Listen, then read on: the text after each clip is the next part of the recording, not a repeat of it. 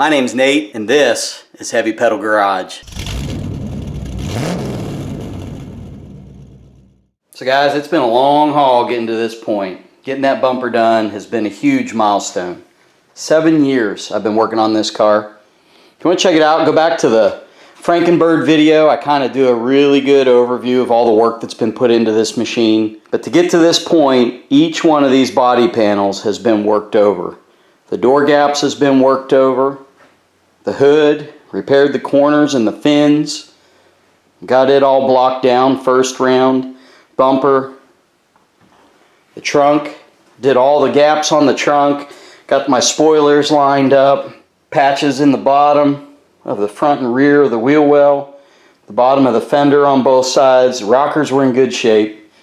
Not too bad there. Just a couple little spots that I patched. But this car is ready to be sanded for paint.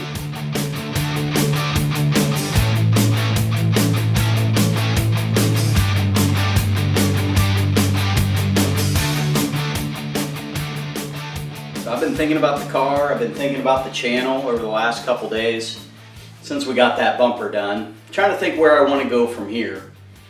And really, it is just a matter of sanding through the different grits and getting ready for paint. I have no doubt that there's going to be some more filler to spread. I'm going to find little imperfections. I'm really hoping there isn't any more major metal work like welding and grinding, but you never know. I may find some spots that I want to clean up with that type of process. So I think moving forward, we're just going to sand. We're going to go through the grits. We're going to get everything ready, drive towards paint. Right now in Ohio, it's fall. It's right before Thanksgiving. Things are starting to really get cool out, and I'm just not sure if, painting this winter is going to be good. So what I am going to do is really try to get through all the steps to get this thing ready for paint in the spring. And to keep the videos, I think, interesting, so it's just not all sanding videos. I think maybe in between some of the major steps of blocking this thing down, we might do a little headlight bucket restoration, the tail lights. There's a few other things. Wow, there's a whole lot of other things that need to come together before this car is really ready for the road. So not only we got to get ready for paint, but there's all those other miscellaneous things. The washer pump needs restored, the whole heating and cooling system needs to be figured out. So lots of different things coming up in the channel. And if you guys haven't checked out some of the past videos to see where we've gone and what we've needed to do to get to this point, please go back and check them out.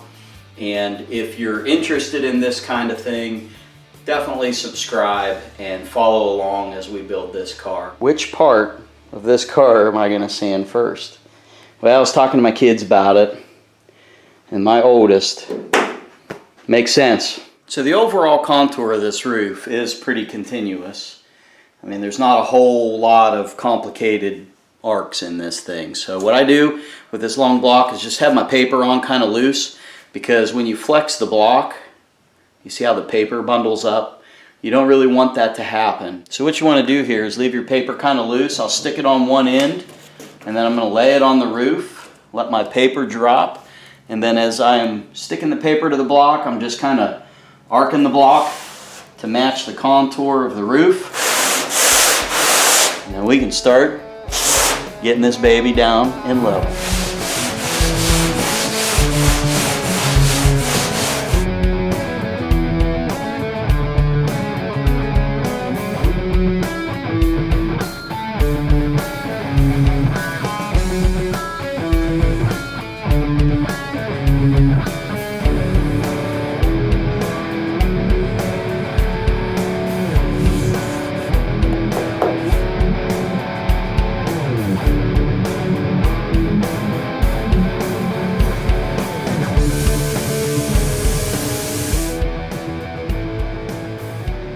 Well, not too bad considering this is the first time that I've actually blocked this down. That primer that I was sanding down there is the first coat after I stripped everything down, and I'm really happy it turned out as good as it did, because this roof was super rusted, and I actually had the grinder out to knock down all that rust.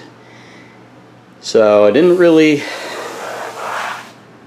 expect it to be perfect. So, and some of these areas that are just kind of a texture issue, like right here, I don't think I'm gonna put filler in on that. I'm pretty sure that our primer will take care of it. So these deep ones right here, I've got one right here and right there. So you know how you see people put their hood up on the roof to store it? Yeah, don't do that, because I am positive that that's where those dents came from. So I just got a couple here, this one, and maybe that one over there, that I'm actually going to use my stud welder to try to pull those out a little bit. So this is my stud welder. It came from Harbor Freight. It's about $100. Pretty good purchase, right, bud? Yeah. And it came with 2 different size studs, which are over here. Yeah. We have a larger diameter and a smaller diameter stud, depending on how thick of a dent you want to pull. So all we need to do is put the right tip on the stud welder, select the right stud, grind off the paint, and then we'll be ready to use the stud welder. Yeah. We're gonna use a stud welder to pull the dent. What's this thing called? A stud welder. A stud welder. All right, you ready? Yeah. All right, let's grind some paint. Yeah. So you see this circle right here? Yeah. All we need to do is see where it's really dark. Yeah. We just need to grind that paint off, okay? It's so easy.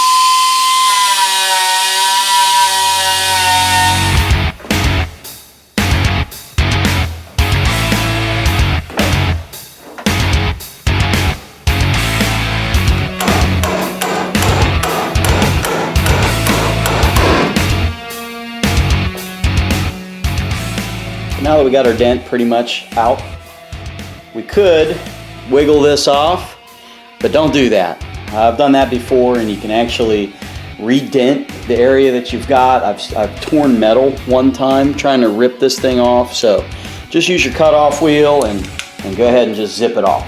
And then we'll use our die grinder and sand it down with a sanding disc.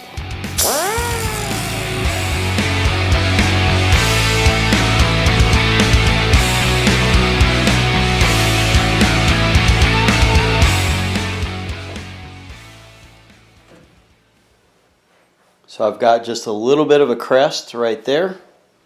So I'll just take my hammer.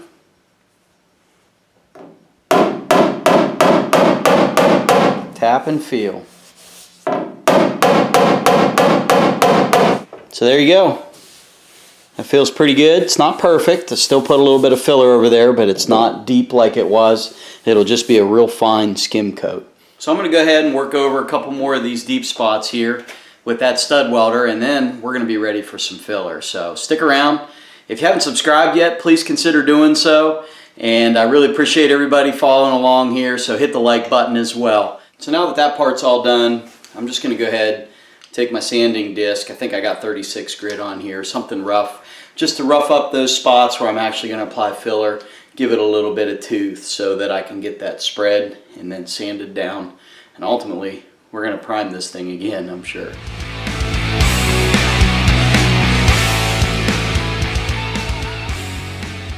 Ground down.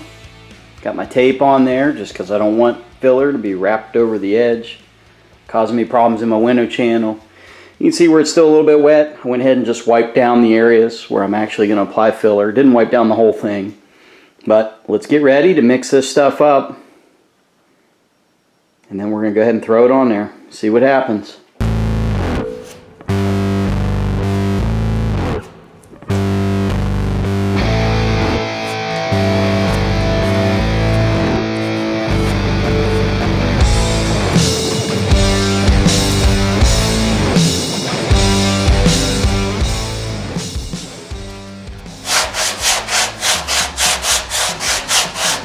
So keep the block parallel like this. Don't turn it like that. Keep it like this so that you're staying with the body. You see the arc of the body contour? Yeah. Daddy, can I go cut some sticks? Okay, now let's feel it. Okay, I think we need to stop right in here because I want to switch to 120 grit. But feel this right here. You feel that stiff edge? Yeah. Go ahead and hit that edge a little bit. This? Mm-hmm.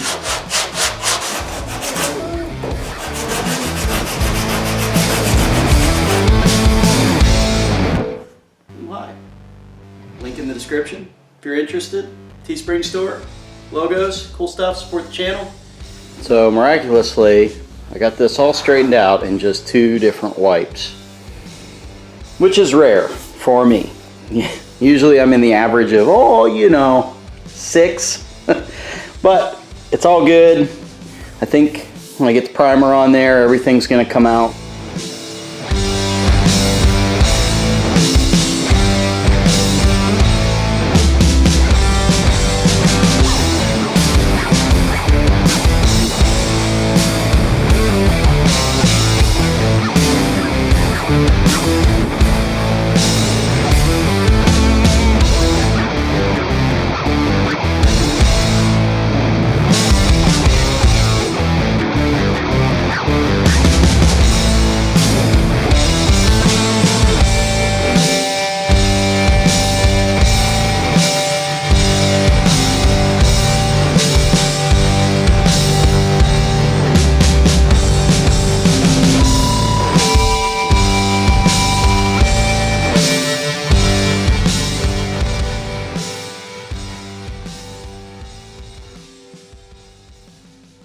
Turned out pretty good. You can see the reflection of the light in there. When you move back and forth, I've kind of inspected it pretty good. And I think the only spraying issue I had was right here. I had a little bit of a splatter. My air hose was kinked. When I unkinked it, it kind of spit out a bunch of paint. I think all that texture will block out. And the only place I think I got a little something right here that should block out. Yeah, you can kind of see it. But only time and some effort will tell. I'm pretty happy with it though. I think it's going to be just fine. Thanks again, guys. Catch me next time.